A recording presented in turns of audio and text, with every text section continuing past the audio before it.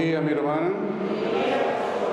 Nos pide Señor, a ver, día domingo, día del Señor, su bendición a nombre de Tata.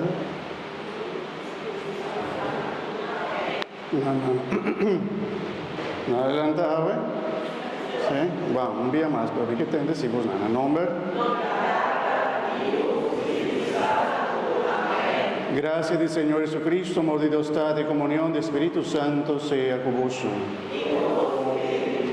Hermana, háganos presentarnos corazón al Señor, háganos pedir, Señor, misericordia, perdón, a nos celebrar dignamente el sagrado misterio de Dios, háganos reconocer que uno está pecador.